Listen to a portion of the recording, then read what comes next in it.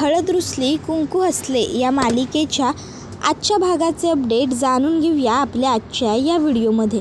तर आता आपण इथे पाहतो की बाळजाबाई ह्या कृष्णाला म्हणत असतात, बघ कृष्णा, आता जर इथं मी तुझा गळा दाबला तर मी गळा दाबला म्हणून माझ्या हाताचे ठसे तुझ्या गळ्यावर उठतील, तो पुरावा होईल तुझ्याकडं. पर म्या रातच्याला तुला जमिनीत गाडली ह्याचा काय ग पुरावा आहे तुझ्याकडं? काहीच नाही. सांग की मग, जर पुरावाच नाही तर दुष्यंतला तू काय सांगशील आणि कसं सांगशील आणि सिद्ध कसं करशील की ह्या समद्यात म्या होतो म्हणून, म्या तुला जमिनीत गाडली म्हणून? हाय वय काही पर्याय तुझ्याकडं? कृष्णे, हे बघ, तू काय बी करू शकत नाहीस, काय बी नाही, समजलं ना? त्यावर कृष्णा म्हणते, नाही मला मान्य आहे, माझ्याकडं कुठला बी पुरावा नाही, पण मला खात्री आहे दुष्यंत सरकारांचा माझ्यावर एवढा विश्वास तर नक्कीच आहे की म्या सांगितल्यावर त्यासनी समज पटल आणि खरं बी वाटेल. त्यावर बाळजाबाई म्हणते, एक येळी त्याला तू म्हणलेलं समज पटल आणि खरं बी वाटेल, मग त्यो काय करल? त्यो माझ्याकडे येईल आणि मला प्रश्न विचारायला सुरुवात करेल. मग त्यात तो मला असा काहीतरी एखादा प्रश्न विचारेल की ज्यानंतर मग म्या म्हणेल, काय अरे दुष्यंता, हे काय बोलायलास तू? आणि मग म्या त्याच्यासमोर ही अशी रडायची नाटकं करेन. अरे दुष्यंत, हे असं सगळं कसं रे तुझ्या मनात तरी येऊ शकतं? तुला वाटतं होय रे मी असं करीन म्हणून? पण ठीक आहे, तुझा हाय नव तुझ्या बायकोवर विश्वास, तर असू दे, तसाच ठेव बघ कायम तुझ्या बायकोवरचा विश्वास तुझा. म्या काय रे, आता म्हातारी झालो, माझं काय झालं गेलं, आता म्या निघालोच नव. एक काम कर, तुला जर वाटायलं त्या गरीब पोरीला म्या ह्या घरात अशा कामांसाठी आणली असेल तर मग मला सरळ आता जेलात घालवून टाक बरं. आता मला इथं राहून काय बी अर्थ नाही आहे, आता म्या जेलात राहणंच योग्य असेल. दुष्यंत, मला जेलात घालव दुष्यंत. मी हे असं त्याच्यासमोर रडून दाखवणार, असं म्हणत बाळजाबाई लगेच नॉर्मल मोडवरती येतात. कृष्णा हे तर सगळं बघतच राहते, म्हणजे कृष्णाला तर विश्वासच पटत नसतो की बापरे, बाळजाबाई इतक्यासुद्धा ड्रामेबाज असू शकतात. तर बाळजाबाई म्हणतात, मग काय होईल माहिती आहे का? मग दुष्यंत असा तुझ्याकडं चालत येईल आणि पुण्यांदा तुला काय म्हणेल, कृष्णे तू चुकलीस, माझ्या आईवरती असला आरोप करायला तू नगं पाहिजे होतास. आणि मग होईल तुम्हा दोघांमध्ये कलेश, भांडण. म्या माझ्या देवी समान पूजलेल्या आईला तू असा काहीतरी आरोप करून अडकवलंस. कृष्णे, तुला हे शोभलं नाही. पुन्हा जर असं वागलीस तर याद राग गाठ माझ्याशी आहे. आणि मग पुन्हा एकदा पुराव्यांअभावी तू घराबाहेर आणि म्या घरात. कळलं होय? आणि कृष्णे, सगळ्यात महत्त्वाचं ग, नाही म्हणजे तुझ्याबरोबर माझं नातं जबरदस्तीनं का होईना पण जोडलं गेलं आहे, पर तुझी ती खुळी बहीण, तिच्याबरोबर माझं काहीच नातं नाही आहे. मग बघ, तू दुष्यंताला काही सांगायला गेलीस तर कदाचित असं पण होऊ शकतं की तुझी ती खुळी बहीण ती जिन्यावरून उतरते आणि अचानक उतरता ती गडगडत खाली पडली, किंवा ती गच्चीत गेली आणि गच्चीतनं खाली उडी मारली. नाहीतर मग समद्यात सोपा पर्याय, ती कुठंतरी निघून जाईल. अगं कृष्णे, म्या तिला ह्या भिंतीत गाडली नवं तरी बी कुणाला कळायचं नाही. कळलं नवं? त्यावर कृष्णा म्हणत असते, बाळजाबाई एक गोष्ट ध्यानात ठेवा, तुम्ही माझ्या घरातल्यांचं कुणाचं काय बी वाकडं करू शकत नाही आणि माझ्या बहिणीचं तर नाहीच नाही. जोवर विषय माझ्या गोष्टींचा असतो का नाही, तोवर एक वेळी ही कृष्णा समज सहन बी करेल, पण जर गोष्ट माझ्या कुटुंबावर येणारी असेल तर ही कृष्णा स्वतःचा जीव गमावून बी कुटुंबाचा जीव वाचवेल. त्यावर बाळजाबाई म्हणतात, हे बघ कृष्णे, तू काय बी केलंस नवं तरी त्या समद्याचा काय बी उपयोग होणार नाही, कारण दुष्यंतचा माझ्यावर तेवढा विश्वास आहे ग, माझ्या लेकाचं माझ्यावर तेवढं प्रेम आहे, त्यामुळं काही फरक पडणार नाही. आता तू ठरव, तुला काय करायचं आहे?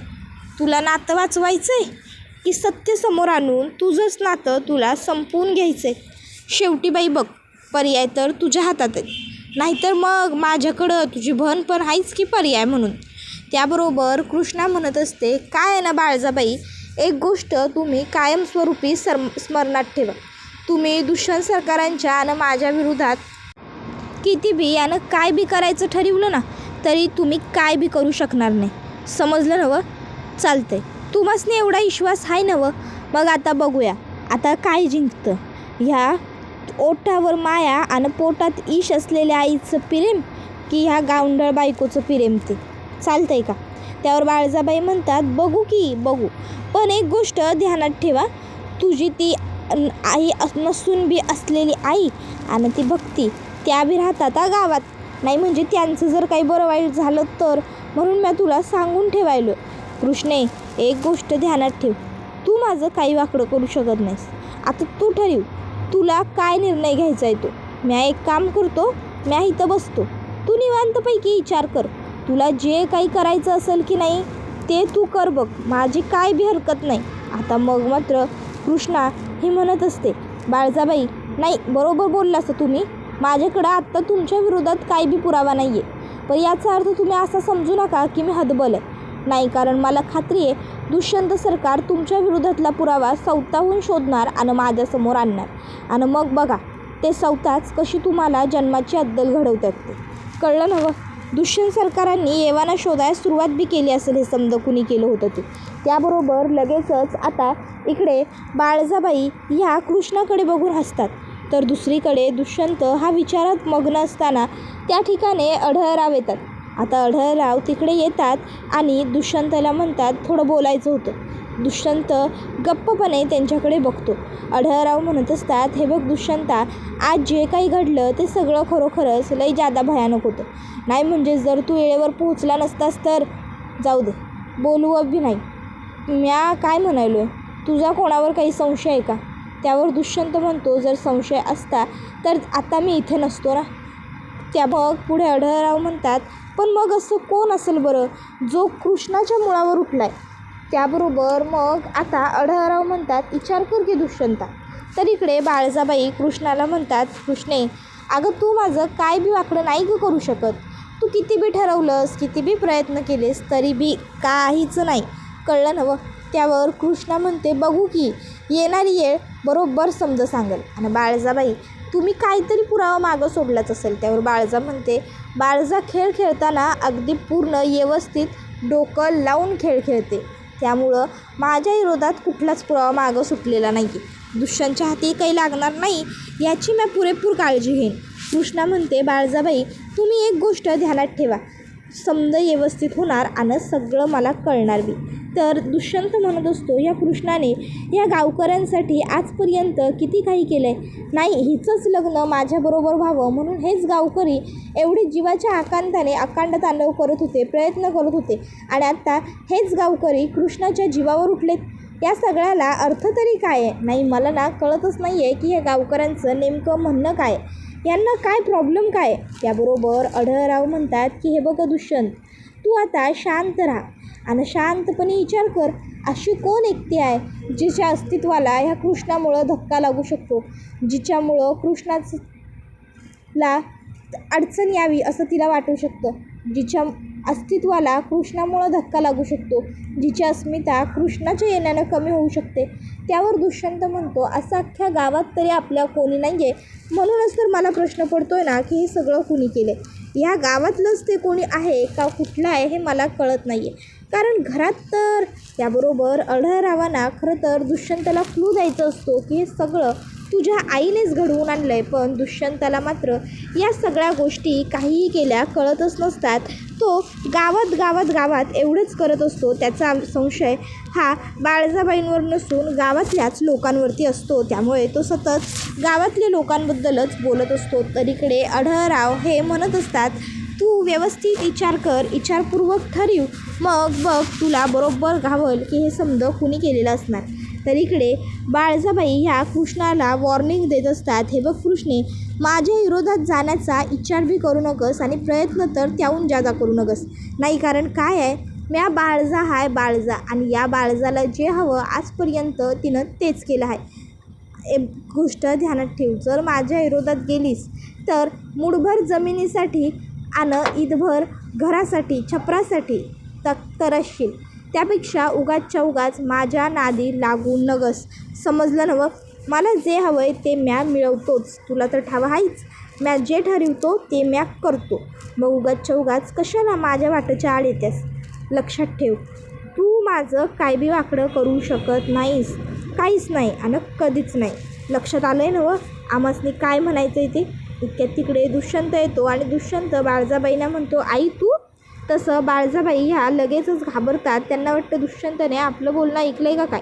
पण दुष्यंतने काहीच ऐकलेलं नसतं. तो शांतपणे खोलीत येतो आणि म्हणतो, काय गाई, तू इकडे यावेळी काय करतेस, झोपली नाहीस अजून. त्यावर बाळजाबाई म्हणतात, काही नाही रे, जरा माझ्या सुनाची ख्याली खुशाली विचारावी म्हणून आलो बाबा तुझ्या खोलीत. अरे पोर घाबरली आहे बघ किती बिचारी, म्हणून म्हटलं जरा तिला धीर द्यावा, जरा तिला आधार द्यावा, गरज आहे ना व समजायची तिला, म्हणून आलो बघ म्या, बाकी काही नाही. त्यावर दुष्यंत म्हणतो, अच्छा. तसं बाळजाबाई कृष्णाला सांगतात, कृष्णे हे बघ आता बाई तू आराम करायचा आणि कसला बी विचार करू नगस. तुझ्या बाबतीत हे समज ज्याने कुणी घडवून आणण्याचा प्रयत्न केला आहे का नाही, त्याला काय आम्ही एवढं सुखासुखी सोडत नाही. जन्माची अद्दल घडू बघ त्याला. आणि मग बाळजाबाई तिकडनं निघून जातात. दुष्यंत आता कृष्णाला म्हणू लागतो, कृष्णा बघितलंस ना आता आईने काय सांगितलं ते, आराम कर म्हटली आहे तर चल आता आराम कर. मग लगेचच दुष्यंत हा कृष्णाला बसायला लावतो बेडवरती. मग कृष्णा बेडवरनं उठत असते. त्यावेळी दुष्यंत म्हणतो, अगं ए काय, कशाला उठतेस, तुला काय हवं आहे ते मला सांग ना, मी देतो तुला. त्याबरोबर मग कृष्णा म्हणते, मी ते पाणी घ्यायला उठत होते. दुष्यंत तिच्या हातात पाण्याचा ग्लास देतो. कृष्णा पाणी पिते. त्यानंतर मग कृष्णा आता पाण्याचा ग्लास ठेवायला चाललेली असते. दुष्यंत म्हणतो, कृष्णा आत्ता सांगितलं ना तुला मी आहे म्हणून, माझ्याजवळ दे ना, तुला का स्वतःला ठेवायला जायचं आहे. मग ते ग्लास दुष्यंतच ठेवून देतो. त्यानंतर मग कृष्णा परत बसते. आता ते दोघंजणं बसलेले असतात. कृष्णा ही शांत असते. दुष्यंत हा कृष्णाकडे छान एकटक बघत असतो. आता त्यांची जोडी ही अगदी सुंदर दिसत असते. त्यानंतर मग कृष्णाला आता काहीतरी आठवतं. कृष्णा तोंडातल्या तोंडात फुटफुटत पुन्हा उठते. दुष्यंतसुद्धा तिच्याबरोबर पुन्हा उठतो आणि कृष्णा आता खाली जाणार असते. दुष्यंत म्हणतो, अगं ए कृष्णा, खाली कशाला चाललीस आता, खाली काय काम आहे तुझं. त्यावर कृष्णा म्हणते, अहो दुष्यंत सरकार असं काय करायला आहे, रातच्याला गच्चीवरती जे कपडे म्या वाळत घातले होते त्या अजून बी तिथंच आहेत की, ते कपडे काढायला नको वय. अहो नको, धूळ माती बसेल, त्यापेक्षा मी घेऊन येतो. आणि मग कृष्णा आता कपडे आणायला चाललेली असते. त्यावेळी दुष्यंतसुद्धा तिच्या मागे येतो. मग कृष्णा जिन्याच्या वर जाते. दुष्यंत जिन्याच्या वर जातो. कृष्णा खाली येते. दुष्यंत खाली येतो. कृष्णा वर, दुष्यंत खाली, दुष्यंत वर, कृष्णा खाली. हा यांचा उंदरा मांजरासारखा खेळ सुरू होतो. थोडा वेळ खेळतात आणि मग कृष्णा तिकडनं पळ काढते. आता कृष्णा पळून गेल्याबरोबर लगेचच दुष्यंतसुद्धा तिच्या मागोमाग तिकडे पळत जातो. आता खूप सारे कपडे असतात, त्यामुळे त्यातून कृष्णाला शोधून काढणं दुष्यंतसाठी अवघड होतं. पण कृष्णा ही मात्र दुष्यंतला मुद्दामून चिडवत असते, दुष्यंत सरकार, दुष्यंत सरकार. मग दुष्यंत शेवटी कृष्णाला पकडतोच. आता कृष्णाला दुष्यंतने पकडलेलं असतं. तिच्या दोरखंडाच्या पलीकडे उभी असते. ते दोरखंड तिच्यावरून घालून दुष्यंत तिला अलीकडे घेतो. आणि मग अलीकडे घेऊन आता दुष्यंत आणि कृष्णामध्ये नवरा बायको म्हणून जी गोष्ट घडत नव्हती ती गोष्ट घडवायचा मुहूर्त आलेला असतो. पण इतक्यात कृष्णा दुष्यंतला धक्का देते आणि तिकडनं जाण्याचा प्रयत्न करते. पण दुष्यंतने सुद्धा कृष्णाला इतक्या फिट्ट पकडलेलं असतं की कृष्णाला काही केल्यास सुटता येत नसतं. दोघंजणं एकमेकाच्या नजरेत छान पद्धतीने हरवून गेलेले असतात. दोघं एकमेकांकडे एकटक बघत असतात. दोघांची नजर एक क्षणसुद्धा खाली झुकत नसते. मग आता दुष्यंत हा कृष्णाच्या केसातून हात फिरवू लागतो. कृष्णा ही अगदी आनंदाने दुष्यंतकडे बघत असते. पण मग ती दुष्यंतला अगदी फसवून त्याच्या हाताखालनं सुटून तिकडनं निघून जाते. त्यानंतर मग आपण पाहतो की इथे दुष्यंत हा कृष्णाला म्हणू लागतो, कृष्णा खरंच मला तू. आणि मग तो कृष्णाच्या मागोमाग हॉलमध्ये आलेला असतो. कृष्णा दुष्यंतच्या हातात कपडा देते आणि तिकडनं खोलीत येते. मग ते दोघंजणं खोलीत येऊन बसतात. कृष्णा आता उशांची कवरं बदलत असते. दुष्यंत म्हणतो, अगं तू कशाला करतेस, मला सांग ना, मी आहे इथे, मी करतो. त्यावर कृष्णा म्हणत असते, अहो नाही दुष्यंत सरकार, काय बोलायला आहे तुम्ही कशापायी करायला, मी बसलो आहे ना व म्या करतो की. आणि मग ती आता ते करायला लागते. त्याबरोबर मग दुष्यंत म्हणतो, कृष्णा अगं याला काय अर्थ आहे, मी म्हटलं ना मी करतो म्हणून, तू बस मी करतो. कृष्णा म्हणते, अहो नाही तुम्ही राहू द्या, मी करतो. त्यावेळी दुष्यंत म्हणतो, नाही नको मी करतो. आणि मग तो तिच्या हातातनं ते घेतो आणि करू लागतो घड्या. कृष्णा आता पुन्हा उठून चाललेली असते. दुष्यंत म्हणतो, आता कुठे. कृष्णा म्हणते, अहो आता मी बाथरूमला चाललो आहे काय, तिथं बी येणार आहे तुम्ही सोबती. त्यावेळी मग दुष्यंत हसतो आणि कृष्णा तिकडनं जाते. इतक्यात भक्ती कृष्णाच्या खोलीत येते आणि विचारते, दाजी मी डिस्टर्ब नाही ना केलं तुम्हासनी. त्यावर दुष्यंत म्हणतो, नाही नाही. त्यावर भक्ती म्हणते, दाजी कृष्णा कुठं आहे. त्यावर दुष्यंत म्हणतो, ती ते आपलं हे फ्रेश व्हायला गेली वॉशरूममध्ये. त्याबरोबर म्हणू लागते की कृष्णाबरोबर थोडं बोलायचं होतं दाजी. इतक्यात कृष्णा तिकडे येते. त्याबरोबर दुष्यंत म्हणतो ही काय आलीच. मग कृष्णा तिकडे येते आणि भक्ती व कृष्णा दोघीजणी एकमेकींना भेटतात. आता भक्ती रडत असते. कृष्णा म्हणते अगं ये भावा काय गं काय झालं. त्याबरोबर भक्ती म्हणू लागते कृष्णे अगं हे समजा नेहमी तुझ्याच बाबतीत का गं घडतं. म्हणजे बघ की एक ना एक लग तर काहीतरी तुझ्या मागं असतंच. आता हे समजा कुणी केलं असेल काय केलं असेल मला काय बी कळना झालं आहे बघ. दाजी नाही म्हणजे मला माफ करा. तुम्हासनी कदाचित माझ्या बोलण्याचा राग बी येऊ शकतो. पण तुमचं घर म्हणजे गावातलं समद्यात सुरक्षित घर. पर तरी बी या घरची सूनच सुरक्षित नाही म्हणजे असं कसं हो. त्याबरोबर कृष्णा म्हणते भावा त्यासनी काही बोलू नका. त्यांच्यामुळंच आज मी इथं जिथे उभी आहे. नाहीतर आज त्यावर लगेचच भक्ती म्हणते कृष्णे गप्की अगं काहीतरी वंगाळ उगा बोलू नकस. आणि एक गोष्ट ध्यानात ठेव.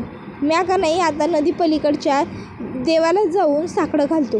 त्याला सांगतो माझ्या कृष्णेच्या मागं लागलेली लक्तर दूर कर म्हणून. 1 किलो प्रसादच धावतो बघ तिथं. त्याबरोबर कृष्णा म्हणते अगं भावा कशाला एवढी काळजी करायलास. मी आहे ना व्यवस्थित तुझ्यामुळं उभी. मग त्यावर भक्ती म्हणते कृष्णे अगं हो गं पण तरी बी तुझी काळजी वाटणारच नवं मला. माझ्याशिवाय कोण करणार आहे गं तुझी काळजी. त्याबरोबर मग पुढं आता भक्ती कृष्णाला म्हणते कृष्णे काय गं कसली ही लक्तर आहे कसलं आहे हे समजाय. मी आधी प्रार्थना करत होतो तुला तुझ्या संसारातले सूर सापडू दे. तर सूर सापडलेत. त्यावर पुढं कृष्णाच म्हणते सूर सापडलेत पण जीवाला घोर वाढलाय. त्याबरोबर आता दुष्यंतला आणि भक्तीला दोघांनाही कृष्णा असं कोड्यात काय बोलली ते कळत नाही. भक्ती म्हणते कृष्णा असं काय बोललीस तू नक्की कशाबद्दल बोलतेस. त्यावर कृष्णा म्हणते अगं भावा नाही गं काही नाही मी आपलं सहजच उगाच बोलून गेलो. भक्ती म्हणते कृष्णे नाही तू कुठली बी गोष्ट अशी सहज बोलायची म्हणून बोलून जाणार नाहीस.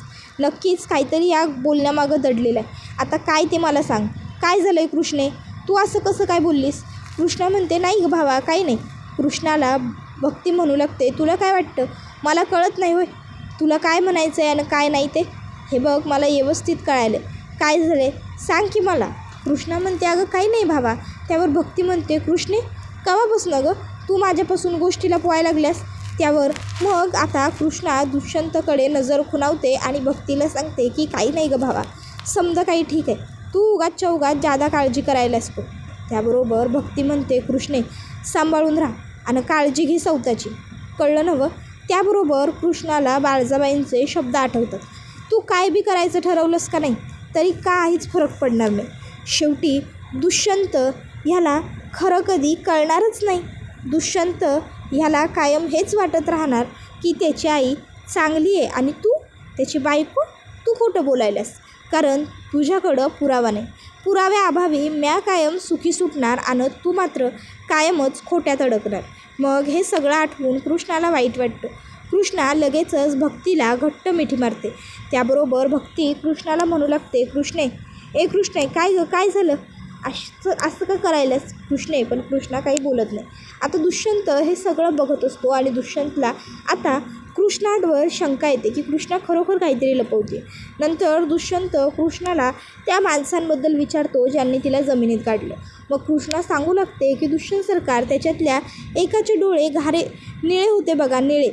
तो कोण होता ते काय मला माहीत नाही. मग दुष्यंत निळ्या डोळ्याच्या माणसांना शोधायला सुरुवात करतो.